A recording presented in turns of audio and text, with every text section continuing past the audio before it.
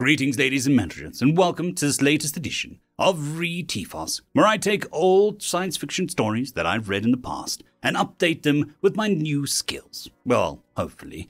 The channel is heading straight towards 100,000 subscribers.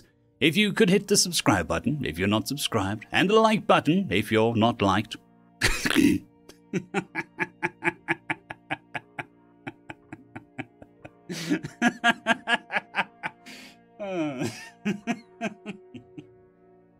Okay.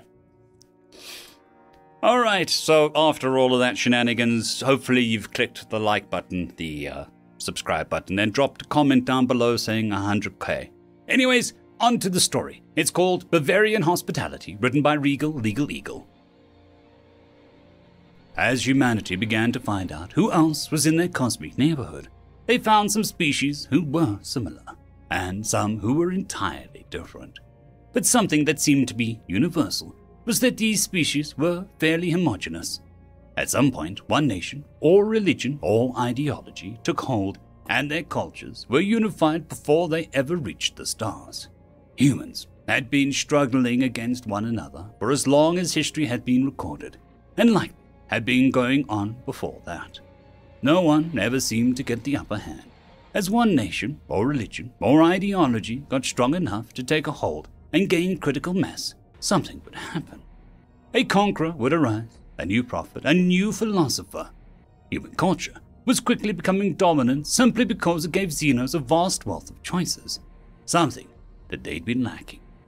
One of the most popular trends of the day were the groups of Xenos to pool their funds and take a cultural journey to Earth, visiting as many different parties and festivals as they could for the sake of trying to get even a tiny glimpse at the unique offerings humans brought to the galaxy. No species had as many parties, got drunk as often, or ancient festivals as the humans. This had spurred on a golden age for humanity, free to expand and trade as Xenos practically tripped over themselves in their attempts to befriend the species who threw the best parties there ever were. We focus now on one of these groups of Xenos traveling around the world, 5 Kresh brothers from the Altosian Empire, a species of humanoid amphibians with various breeds depending on the needs of the hives. Originally, they'd been enemies of the humans, getting into several border conflicts with them before the Atlusians had discovered the incredible culture humanity had to offer. Since then, most of the warriors who'd been bred had to be repurposed, their need in battle no longer necessary. As such, most of them were still soft-shelled, untested, and hardened through battle. The Hive Shepherds instead sent them into human territory in an attempt to learn more about what made humans so special. This group had been on Earth for a month now, touring the area the humans refer to as Europe. They'd wandered museums, ancient towns, ruins from thousands of years ago, and more. The desire humans had to hold onto their past was insatiable. It was a part of who they were, no matter where they went. The first true festival the brothers got to experience was the nation known as Bavaria. They filed off on the magical trains into the city known as Munich, eyes wide as they saw the massive crowds of people. "What is this place called again?" Nekchik asked as he gave the smallest among them a nudge. He had his olfactory receptor in a book. "They call it the Oktoberfest. Hundreds of years ago, there was some sort of big wedding that got so out of control and massive that it went on for like a month, so now they celebrate by trying to copy what happened back then. They drink lots of beer and eat sausages and other food in beer halls." The brothers were grinning and laughing at the sound of that. A party dedicated to a party. Was there nothing these humans wouldn't use as an excuse to drink and eat? Everywhere they looked, there were more humans in strange clothes and hats, holding massive cups of beer, talking and laughing as Xenos tried to figure out where to go. Many of the brothers were eyeing the human woman as well. They had a striking appearance to the Krishna of myth, and most strong-blooded warriors had plenty of appreciation for that particular myth from their own history. Only Vrenchik wasn't paying attention to the people since he was still reading. "Hopefully we'll find a beer hall that will take us in and we can join the party," he was saying. "I'm fairly sure the party is everywhere," Kanchik said with a laugh. shaking the smaller warrior as he waved a hand. "Look at that beautiful woman and that strange music that's all around us." "Yes, but we stand out. They're all in those special clothes," Brit pointed out. They started to press through the crowds of humans, then trying to find some place to go when Fritchik pointed to a sign down a small winding alley that promised to have what they were looking for.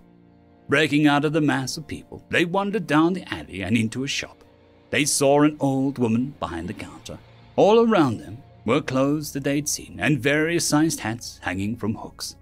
As she saw them enter, a certain light seemed to fill her eyes, and while the translators weren't programmed with local language, Fritchik had learned some on his own. He thought she muttered something like, "Althusians, they'll be perfect." But he couldn't be sure before she spoke up in English, which their translator knew. "Welcome to my shop. Please come in. All are welcome during this holiday." The old woman stepped out from behind the counter. "5 more to celebrate the wonderful Oktoberfest, yeah? Let me treat you to some appropriate clothes." "Well, how much would that cost? We have to watch our funds," Frisch said. He always the worried one. "Nonsense. You are guests in my country. Here, partake in the greatest party of them all. No charge, no charge." They grinned at that as she began to wave them away from the door and into a shop. Their similar shapes to humans made it easy to find them proper lederhosen, alpine hats, and trashton shirts. They sported clawed feet, so the usual knee socks weren't really an option. Even so, she found them properly sized clothes and waved them into changing rooms, which were a little small. But they were soon dressed up in Bavarian style as the old woman looked them over. "Ja, ist gut." She was practically eyeing Unich, the biggest of them and their de facto leader. "Do you fine boys have reservations? You seem to be wandering around like a lost child. Did you plan for all the people?" To be honest, we didn't, ma'am," Rich responded. "Ah, well then, you'll have to come and join my family. We have our own private hall for this holiday, very old. True to ancient customs, you must come and join me as my guests." "Your hospitality puts us to shame, ma'am. Is there anything that I can offer you? Our funds aren't especially plentiful," Unich was saying, but she waved his offer off. Nein, you are my guests. Your presence is all I require." She then waved them back outside. "I'll keep your possessions here in my shop so they aren't lost.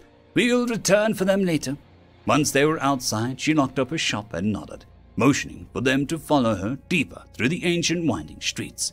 Soon, they were standing in front of an incredibly old-looking building.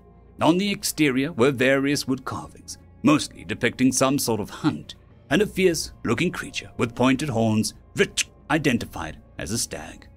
There was a massive human about as big as Unich waiting outside. "There you are, Grandmama. Who are these guests you have brought to our family's beer hall?" "They are fine visitors from another world, here to experience our festival." "Ah, well, welcome, friends. You will find no more accommodating hosts in all of Bavaria," the human said with a wide grin, waving them into the hall behind his grandmother. They entered the old wood halls, spotting a few hundred people inside. There was much noise with laughter, and talking filled the air, plus that strange yet comforting music being played by the band near the back.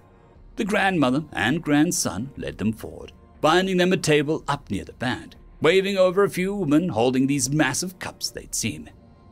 "Look at the legs on them," Knitch said with a gasp, thankfully speaking in Kresh talk so the humans wouldn't understand. His eyes were set firmly on a fine Bavarian woman, who set one in a massive cup for each of the Atlusians and one for the grandson.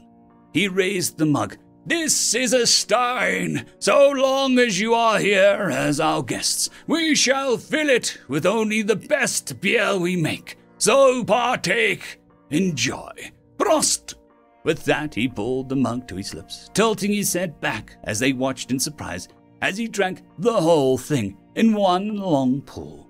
He slammed it on the table with a big grin. "Welcome to Bavaria!" The old Tusians cheered and raised their mugs, clanking them together as they started to drink, each to their own level. Only Unich could match the human in downing his in one go, and after he was finished, he had to cough and catch his breath. The others laughed as Frisch slapped him on the back for a moment.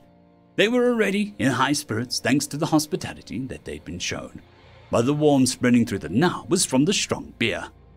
"This is simply incredible," Knitch said as he looked over at the beer hall. "I have to agree with you, Knitch," Rich said, making an unusual agreement with the brasher warrior. "The woodworking is incredible, and the age of this building is beyond anything that we have back home. We are so quick to tear things down." I wasn't talking about the boring skirt. What I was talking about was those skirts, those legs. He was eyeing the woman walking around with very lusty mindset. Frisch shook his head. "Careful, Flinched. We might like them, but there is no saying if they like us." "Oh, lighten up," Frisch muttered, and took another heavy pull of his beer, before waving for another. The 5 brothers were laughing and enjoying themselves then, helping themselves to the food that was brought over. They had no idea what it was, but they ate it nonetheless. Some of the humans at the other tables would look their way time from time and raise their mugs. The Althusians would return the gesture and then drink, finding it hard to keep up with the humans. Even their women appeared to be downing gallons of the stuff, but that was likely just their impression rather than the reality. They were trying to wrap their heads around all the flavors and smells and sounds they were being bombarded with, having very little to compare it with from their own culture, which was fairly utilitarian and filled with stories about bettering the hives. Who wanted any of that when humans had all of this? And it was just one festival. Soon Kainch was ignoring the others, who were talking about making sure they visited another continent for some sort of costume festival at the end of the month. He was staring at one of the Bavarian women who kept eyeing him. He saw her smile as she sipped at her beer and then closed one eye, but not the other, as she rose it up from a table. Leaning away from him, he stared deeply into the fluff of her skirt, hoping to see more than just her legs. She walked back towards the area he knew the bathrooms were in and looked back at him very clearly before rounding the corner. "I'll be back. I need to drain the dragon," he muttered, quickly standing up and bumping the table as the others complained, grabbing their stains so they didn't spill. He wasn't paying attention to them, though, instead walking down the way the humans had gone.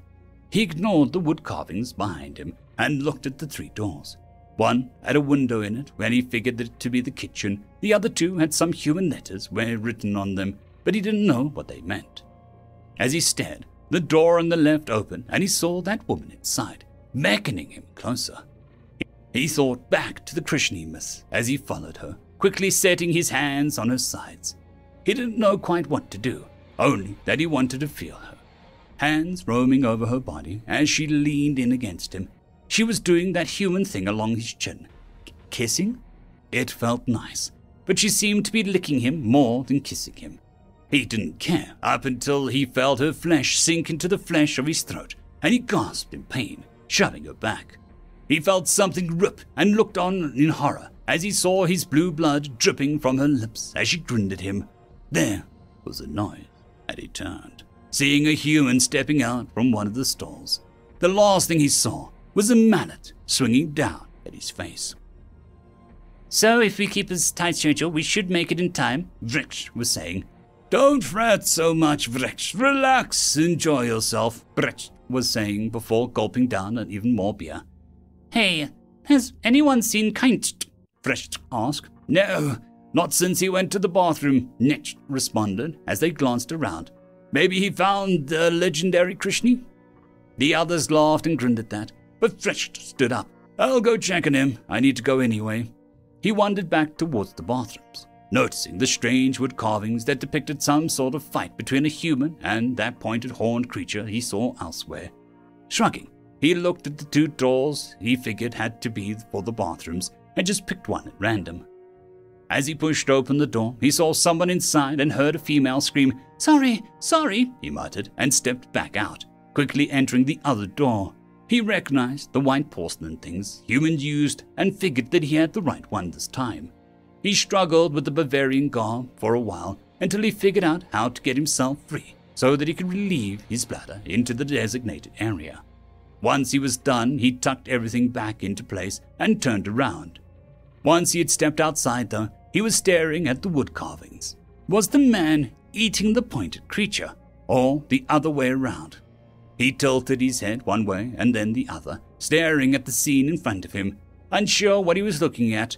"Hey there!" a voice made him jump as he saw one of those human women standing in the door that he'd figured was the kitchen. "Your friend said that you might also like to find a Kirishni." Threshed blinked at that and approached her, entering the door. As it swung shut, there was a heavy thud. It had been another 10 minutes before Unech stopped Vrjech from jabbering on about this or that. Okay, now both Knech and Frisch are missing. Before he can make a point or ordering others to go looking, and saw a pair of human women walk past, giggling. "Hello, boys. I think your friends mentioned something about finding mythical creatures. Glad you're all having such a nice time." The other three relaxed then. "Oh," Unech said simply. "Guess Knech was right." "That's very interesting. I wasn't sure what the human stance was on Altrusian's attractiveness," Vrich was saying. "Guess that answers that," Vrich said with a grin, and then slowly stood up on unsteady legs. I need to go drain it as well. Promise I won't get seduced by any Krishni." He grinned and staggered back towards the bathrooms. He saw 3 doors, and in his drunken haze stepped through the 3rd. He saw a red meat piled up in various areas, cooktop stoves all working to feed the hungry guests. Then he frowned as he saw some blue meat near the grinder. There was a blue blood all over the floor in the area as the human pressed something into the meat grinder. Was that an arm? His eyes went wide as he saw that and gasped out. The chefs and butchers turned, seeing him. "Shater!" one muttered. He turned and tried to run out, staggering heavily though as the alcohol was filling his system. He made it to the hall when a cleaver flew through the air, sinking into the back of his neck. They descended on him, one reaching down to cut his throat as they dragged him back into the kitchen.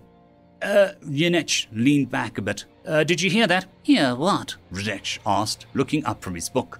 Before Unech could go on, through it the music seemed to change and a bunch of people cheered, moving towards the open area near them as they started to dance. He looked over and found a human woman pulling on his arm. "Come on, you must dance." "But I was..." "Dance, you must." She was insistent, and he looked over at Frecht, who smiled and shrugged. So Unech let himself be pulled up and away from the table. He looked back at Frecht, but couldn't see his brother anymore, just a crowd of humans. Maybe another woman had asked him for a dance as well. Unech began to dance then, moving as the others showed him, dancing to the music, smiling and laughing as it went on. But once the song had ended, his smile faded. Humans moved back to the dance floor, leaving him alone in the center. All around him, the Bavarians had formed a human wall. They were chanting something in a language he didn't understand. The warrior had no idea what was going on. Where was Frecht?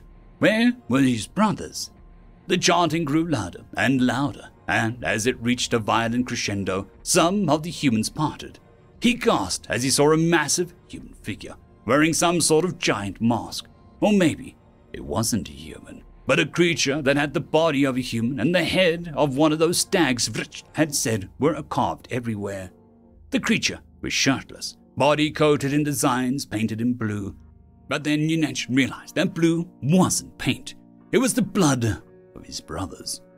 The warrior roared out, only to have his bellow returned by the creature as they charged one another. They slammed into each other, the soft-shelled Altrusian having never been tested in true battle. Until now. He was drunk and nearly feral in his rage as he fought, fists swinging out, slamming into the figure with the head of a stag. But the other was experienced and steady. He let out Unech wear himself out, swinging and landing body blows, but keeping him from getting any real hits in. He began to go on his own offensive finally, punching Unech in the face over and over and over, rattling his brain as the Altrusian saw stars and spots.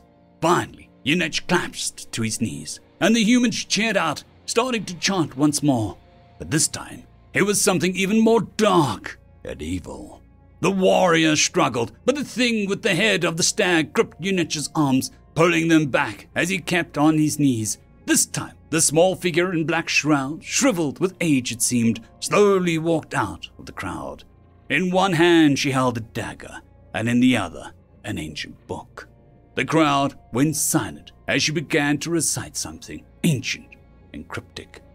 Unech struggled, but the stag-headed man held him fast. The old woman approached him, lashing out with a knife as she cut open his shirt. Then he howled in pain as she gripped his chest, driving the dagger in at an angle to get in between the hidden chest scales and the rest of his ribs. She drove in the blade deeper, prying the scale off as he screamed, blue blood pouring down his chest and stomach. His blue heart beat within. She gripped it, and an old hand and eyes twitched as he fell unconscious with agony. The blade moved quick and precise despite her age. She held it in the air as it beat once, twice, 3 times, then stopped, pouring out still more blue blood over her figure as the crowd cheered. The humans had parties, and many of the modern ceremonies known to the galaxy were about getting drunk and having fun. But this hid the darker side that humans had been careful to conceal. For every 100-year-old party, there was an older, deeper meaning that went back thousands of years. They all told the Xenos their old rituals simply faded away to give into new, but it wasn't true. The old rituals just became harder to find, tucked away in the dark, secret, kept alive by only the trust of believers. The truth was, human culture was so interesting because we had to make up new ways to get some of the thrill we used to experience back in the old days, when the old ones spoke to us directly. In those ancient forests, barren steppes, and stone circles, getting drunk and having fun was all well and good, but nothing could compare to the rush of a ritual sacrifice. This is humanity. We're so interesting because we're insane. End of story.